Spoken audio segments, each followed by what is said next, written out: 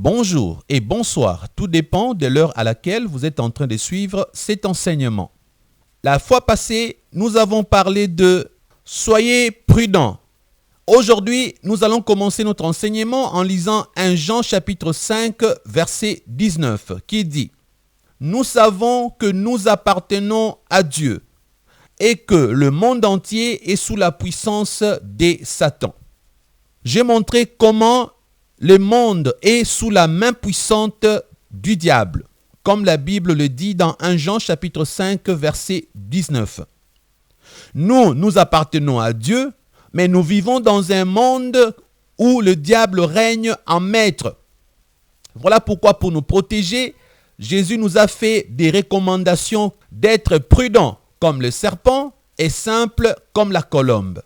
J'aimerais que vous n'oubliez jamais cette vérité biblique. Le monde entier est sous la puissance du malin.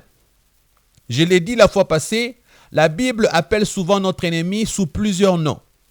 Dans d'autres versions, vous verrez, au lieu de mettre le malin, la Bible parle du diable, Lucifer, les menteurs, l'ennemi, le voleur ou Satan, ou on l'appelle encore serpent ancien et autres. Tout le terme cité ci-dessus, c'est pour indiquer qu'il s'agit de lui. Donc, si dans votre version il est dit « Le monde entier est sous la puissance du malin, de Satan, de l'ennemi », c'est pareil. Et lisons aussi Matthieu chapitre 10, verset 16. « Voici, je vous envoie comme des brebis au milieu des loups. Soyez donc prudents comme les serpents et simples comme les colombes. » Je vais vous expliquer ce que ces deux versets veulent dire. Mais lisons aussi Matthieu chapitre 7, verset 15. La Bible dit « Gardez-vous de faux prophètes. Ils viennent à vous en vêtements de brebis, mais au-dedans d'eux, ce sont de loups ravisseurs. » Je reprends la lecture de ces versets. « Gardez-vous des faux prophètes. Ils viennent à vous en vêtements de brebis, mais au-dedans, ce sont de loups ravisseurs. » Premièrement, j'expliquerai d'abord Matthieu 10, verset 16. Donc, notez que Jésus veut que nous nous rappelions toujours que nous sommes des brebis au milieu des loups. Retenez et ne l'oubliez pas, s'il vous plaît, la recommandation de Jésus. Soyez prudents comme les serpents. Alors, je vais formuler quelques questions. Mon frère, es-tu prudent? Es-tu prudente, ma sœur? Sais-tu que tu es au milieu de loups? Ou bien te crois-tu en sécurité dans ce monde? Peut-être que tu penses que tu es plus en sécurité chez vous à la maison qu'à l'extérieur de votre maison. Mais j'aimerais te dire que c'est faux. Tu n'es en sécurité nulle part si ce n'est en Jésus. Même chez vous à la maison, tu es en danger si tu ne demeures pas en Christ. Tu me poseras la question, mais comment? C'est simple. Voici d'autres questions que je veux te poser. Connais-tu l'état d'âme de ta mère, de ta sœur, ton frère ou ton père? Je vous ai déjà dit dans mes enseignements précédents que la sorcellerie ou la magie ne s'écrit pas sur le visage de quelqu'un. Aussi belle soit ta mère, aussi beau est ton père, aussi coquette est ta sœur, aussi séduisant est ton frère, ils peuvent être des satanistes sans que tu ne le saches. Je ne suis pas en train d'inventer des choses pour vous faire peur. Jésus nous recommande la prudence parce que la Bible dit encore dans Matthieu chapitre 10, verset 36, ce qui suit. Lisons ensemble. Si vous avez une Bible, ouvrez-la dans Matthieu chapitre 10, verset 36. Écoutez, il est écrit « Et l'homme aura pour ennemi le gens de sa maison. » Alléluia. L'homme aura pour ennemi les gens de sa maison. Ne soyez pas étonnés que dans ta propre maison, papa, que ton enfant soit ton ennemi. Ne soyez pas étonnés que dans votre propre maison, maman, que ton mari soit ton ennemi. Frères et sœurs, avant de manger même chez vous à la maison, il faut toujours prier. Même avant de boire l'eau, Ayez l'habitude de tout purifier avant de boire ou de manger quoi que ce soit, même chez vous à la maison. Ce n'est pas fini. Tes propres vêtements ou objets personnels, avant de les porter, il faut toujours les purifier par le sang de Jésus et tu pries dessus. Sois donc prudent et prudente. Beaucoup d'enfants ont vécu des choses sataniques dans leur maison, mais n'ont jamais cherché leur délivrance. Pour les malheurs qui t'est arrivé, mon frère, ma sœur, tous les malheurs qui t'est arrivé et qui ne dépendent pas de toi, je te recommande de chercher le vrai serviteur de Dieu pour demander ta délivrance. Peut-être tu vas te retrouver dans les exemples que je vais citer tout de suite. Exemple.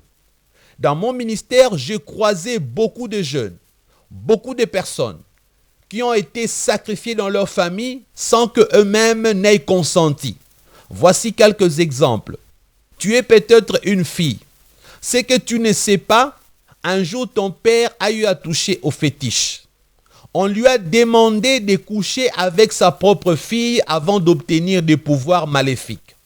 Lorsqu'il est rentré chez vous à la maison, c'est dans ta chambre qu'il est entré et il a abusé de toi.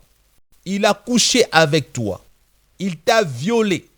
Tu n'avais pas le choix, tu ne pouvais rien faire que te laisser faire. Peut-être que toi tu t'es dit, si mon papa a fait ça, c'est parce qu'il était ivre. D'ailleurs, lorsqu'il est venu me violer, il sentait la boisson. Le diable est tellement malin que ton papa a fait semblant d'être ivre. Il est conscient, il sait ce qu'il a fait, c'est toi qui ne sais pas. Tu es trompé par les apparences. Il y a même des papas, au lieu de violer leur fille, ils ont carrément demandé la permission à leur fille, sans préciser toutefois que c'est pour des fétiches qu'il les fait. Il y a des papas qui ont dragué leur fille tout bonnement.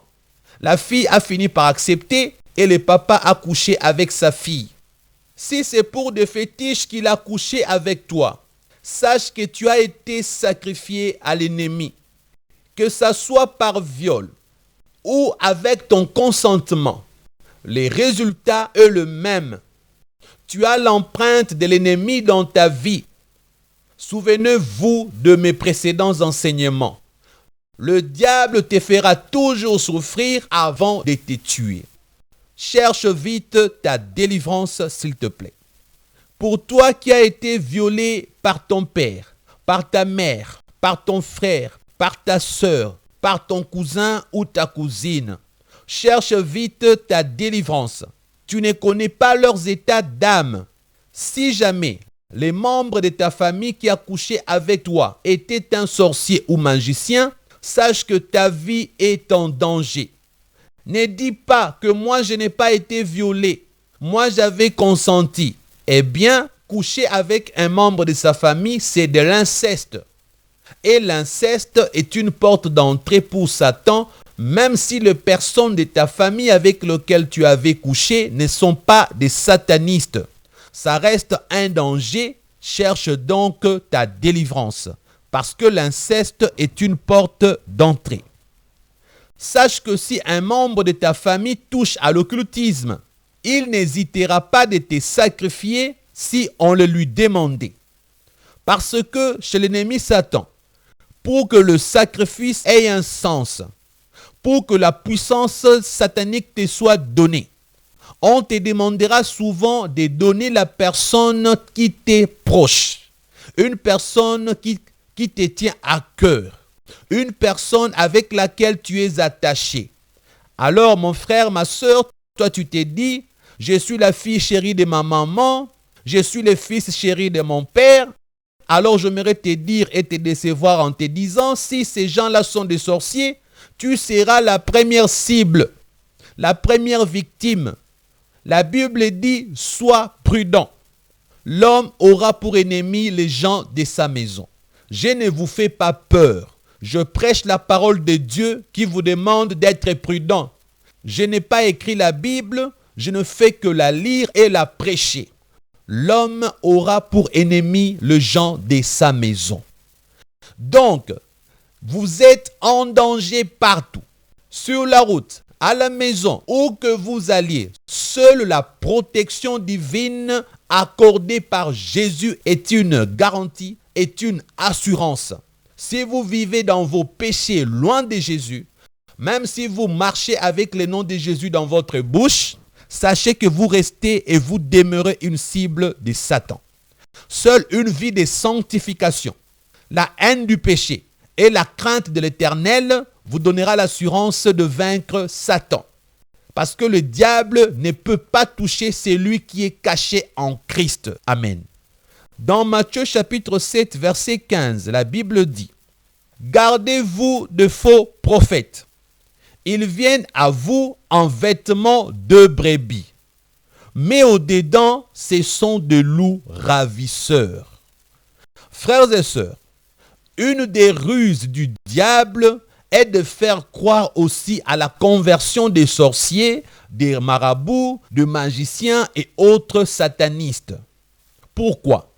Pour juste faire ce que nous appelons l'infiltration. Certains font semblant de se convertir juste pour gagner votre confiance et tromper votre vigilance. C'est ainsi que lorsque vous leur ouvrez la porte de votre cœur, la porte de vos églises, la porte de votre maison, ils vont vous attaquer et vous détruire. Rien n'est plus dangereux qu'un magicien, un marabout, un sorcier, un sataniste qui s'est fait passer pour un pasteur, un apôtre ou un prophète. Dans Matthieu 7,15, il est dit clairement « Gardez-vous de faux prophètes ». Dans le contexte de ces passages, c'est que l'auteur a voulu nous faire comprendre par rapport à la réalité de l'époque que tout celui qui dit qu'il vient de la part de Dieu n'est pas forcément un vrai. Donc, gardez-vous de faux prophètes veut dire gardez-vous de toute personne qui vous dit qu'il vient de la part de Dieu, parce qu'ils viendront à vous en vêtements de brebis, mais au-dedans, ce sont des loups ravisseurs. La Bible est très claire. Un magicien peut se faire serviteur de Dieu. Voilà pourquoi je vous ai déjà dit que partout dans le monde, on trouve des serviteurs du diable déguisés en pasteurs, en musiciens chrétiens, en évangélistes, en apôtres et en prophètes. La Bible dit que ce sont de loups ravisseurs. Je vous ai déjà prêché sur ça en vous expliquant comment ces serviteurs de Satan peuvent vous rendre pauvres et malheureux en ravissant vos bénédictions et autres. Ce sont des envoyés du diable auprès des hommes. Vous savez, dans notre enfance, nous avons connu des mandona. Lorsque nous étions petits, on nous parlait des magiciens.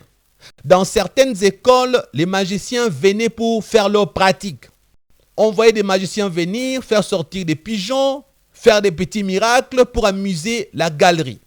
Beaucoup de gens allaient chez le mandona. À un certain moment à Kinshasa, certains disaient Nakoboa Kelayo Mbasu. Il allait quelque part là chercher les Mbasu. Mais il est étonnant, actuellement dans notre pays surtout, et dans d'autres pays africains également, on ne voit plus des magiciens qui se déclarent magiciens. On ne voit plus de mandona qui se déclarent des mandona. On ne voit plus les mbikoudeurs. On ne voit plus de magiciens, de sorciers qui se réclament. Vous savez pourquoi? Parce que la plupart des magiciens de notre pays se sont transformés en pasteurs, en prophètes, en diacres, bref, en serviteurs des dieux. La plupart des mandona, des féticheurs, des voyantes, se sont transformés en prophétesses. Il y a eu dans notre pays une prophétesse qui préparait du foufou et vous disait mangez, vous serez délivrés. On ne vous peut pas une nourriture, vous aussi vous mangez. Je me rappelle vous avoir expliqué, toute nourriture que vous mangez est une nourriture piégée. Le diable est très rusé. Soyez donc prudents. Faites attention. Il y a une question importante. Comment reconnaître les serviteurs du diable qui portent le vêtement du brebis? La réponse est dans la Bible. Lisons Matthieu chapitre 7, verset 16 et Matthieu 7, verset 20. Voici la réponse. Vous le reconnaîtrez à leurs fruits. Bokoyeba bango na misala na bango. Écoutez-moi attentivement. Comment reconnaître qu'un pasteur est un magicien transformé? Comment reconnaître peut-être qu'un pasteur, ce n'est qu'un faux pasteur, au-dedans de lui, c'est un magicien? Comment reconnaître une prophétesse qui est servante de Satan? Comment reconnaître? La Bible dit, vous le reconnaîtrez à leurs fruits, par leurs œuvres. Voilà pourquoi au Congo, nous avons connu certains qui vendaient les macarons prophétiques. Bien aimés, la Bible dit, vous avez reçu gratuitement, donnez aussi gratuitement. Celui qui te vend le macaron prophétique, fais attention à lui.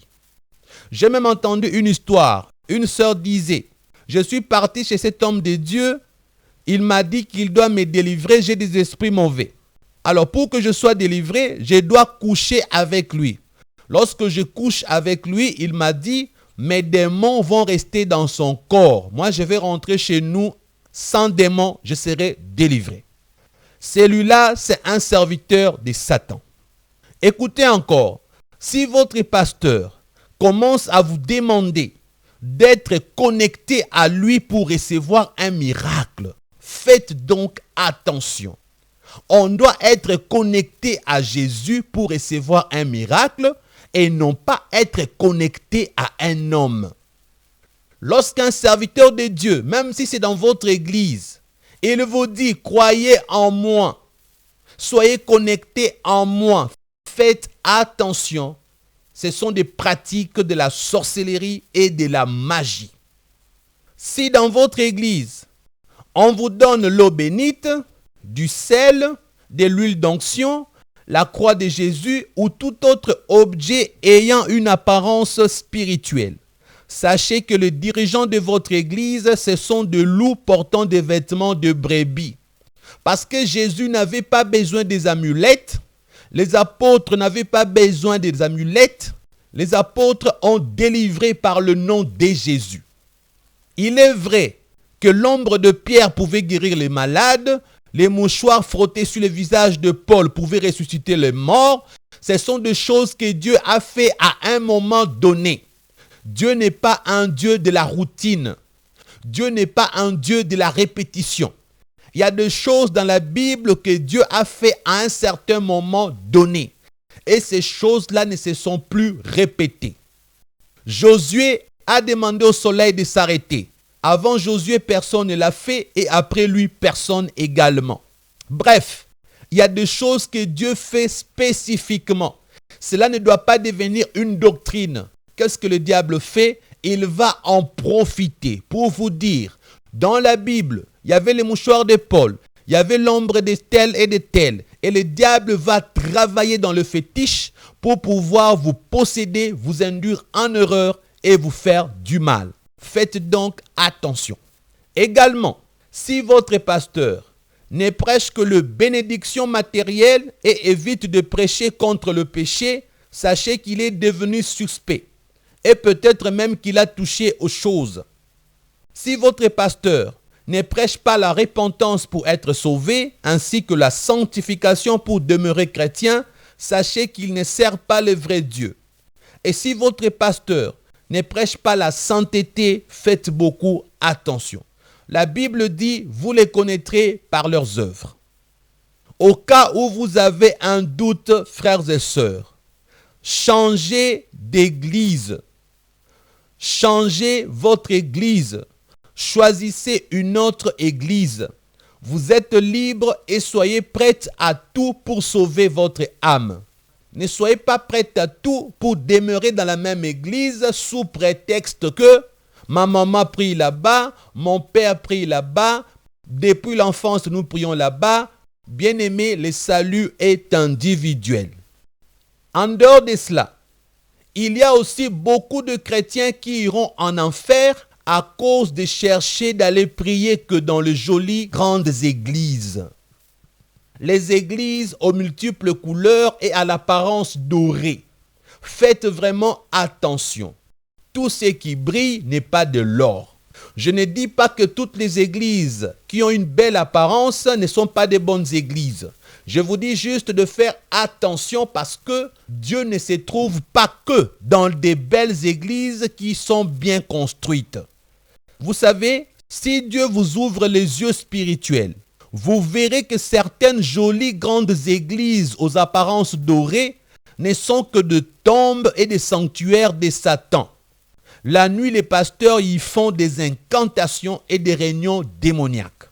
Si Dieu vous ouvre les yeux, vous verrez que certaines petites églises sont réellement des églises vivantes. Peut-être sous le tôle ou sous les palmiers, mais une église puissante et forte n'ayant peut-être que 12 personnes. Écoutez-moi bien, il n'y a pas que le faux serviteur de Dieu qui peuvent prendre une apparence de piété alors que dedans ce sont de loups ravisseurs. Il peut aussi s'agir d'un joli temple. Peut-être c'est un grand cercueil debout. Une jolie église peut être un sanctuaire des démons. Une jolie voiture qui passe en cours de route peut juste être un cercueil ambulant. Méfiez-vous de l'apparence. Soyez donc prudents comme les serpents, dit la Bible. Arrêtez également de fuir les petites églises tout en pensant que Dieu ne se trouve que dans les grandes églises avec des pasteurs renommés. Frères et sœurs, il y a des pasteurs qui sont renommés dans le monde parce qu'ils ont la puissance de Satan, mais Dieu ne les connaît pas.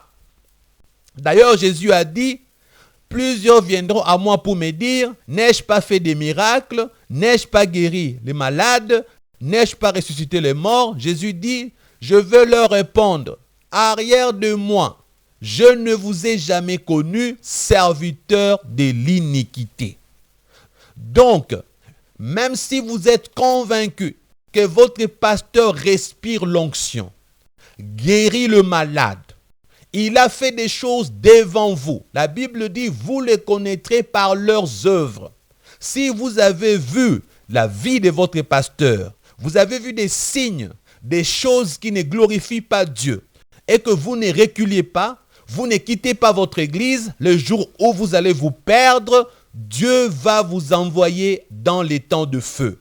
Il vous dira, mon enfant, tu avais été averti. Souvenez-vous de l'homme riche et de Lazare. L'homme riche a demandé d'envoyer Lazare parce que dans sa maison, il a 5 frères. Il ne voulait pas que ce frère aille aussi dans le séjour de mort. On a donné la réponse à cet homme pour lui dire, ils ont Moïse et le prophète qui les écoutent. C'est pour dire ceci. Moïse représentait la loi, les 10 commandements. Le prophète dans l'Ancien Testament représentait les autres recommandations de Dieu. C'est une façon de dire, tes frères ont Moïse, donc ils ont la loi. Ils connaissent les 10 commandements. Tes frères ont le prophète, ça veut dire qu'ils ont les écrits de Daniel, les écrits des autres prophètes. Alors, lorsque nous enseignons cette Bible pour toi, c'est Dieu qui est en train de te parler. La Bible dit que Dieu parle tantôt d'une manière, tantôt d'une autre, mais c'est nous qui ne faisons pas attention. Tu vas dire, le pasteur Christian, ce n'est pas Dieu, ce n'est qu'un homme, Dieu te dira. C'est lui qui t'a parlé de ma part était mon envoyé. Donc tu es averti. Faites donc attention. Arrêtez de fuir les petites églises tout en pensant que Dieu ne se trouve que dans les grandes églises. Jésus a dit dans Matthieu chapitre 18 verset 20 ce qui suit. Car là où 2 ou 3 sont assemblés en mon nom, je suis au milieu d'eux. Alléluia. Donc, Jésus reconnaît que dans les églises, même chez vous à la maison, partout ailleurs, si 2 ou 3 personnes se rassemblent en son nom, il sera au milieu d'eux. Il existe au Congo de petites églises où Jésus y est à 100%. Il existe au Congo de petites églises où le pasteur est un vrai serviteur de Dieu. Il existe dans notre pays de petites églises qui n'ont pas de micros, qui n'ont pas de voitures, qui n'ont rien d'intéressant, mais où Jésus règne en maître. Toi, maman, papa, tu as de l'argent. Arrête de donner ton argent aux faux serviteurs qui envoient leurs femmes en Europe, qui achètent des grosses voitures, qui utilisent votre argent pour s'enrichir, pour chercher 2e bureau, 3e bureau. Commencez à donner votre argent dans de vraies églises pour que Dieu vous bénisse réellement. Soutenez certaines petites églises où le pasteur est dans la vérité. Lorsque vous lui donnerez 1000 dollars, 100 dollars, Dieu vous bénira réellement. Mais lorsque vous gaspillez votre argent chez le faux serviteur de Dieu, chez les pasteurs magiciens, chez les pasteurs marabouts, c'est de l'argent que vous jetez. D'ailleurs, en leur donnant, ils vous ravissent également des choses dans le spirituel. La Bible dit, soyez prudents comme le serpent. Écoutez-moi bien avant de finir. Jésus n'est pas là où nombreux sont assemblés au nom de la beauté du temple. Jésus n'est pas là où certains se sont mis ensemble à cause de leur richesse. Jésus n'est pas là où les gens viennent montrer leur belle voiture. Là où certaines personnes viennent raconter leur voyage en Europe. Jésus n'est pas là où on est en train de danser et chanter avec de beaux vêtements forcément. Jésus est au milieu de tous ceux qui se rassemblent véritablement en son nom. Même si c'est une petite église, Jésus sera au rendez-vous et bénira quiconque ira dans cette église-là. Jésus est également dans des grandes églises où le pasteur craint réellement Dieu. Il est également dans des grandes églises dorées aux apparences merveilleuses, là où réellement ce sont des pasteurs qui le craignent. Pour aujourd'hui, nous nous arrêtons là. Que le Seigneur vous bénisse. Si Dieu nous fait grâce, nous revenons prochainement pour la suite. Amen.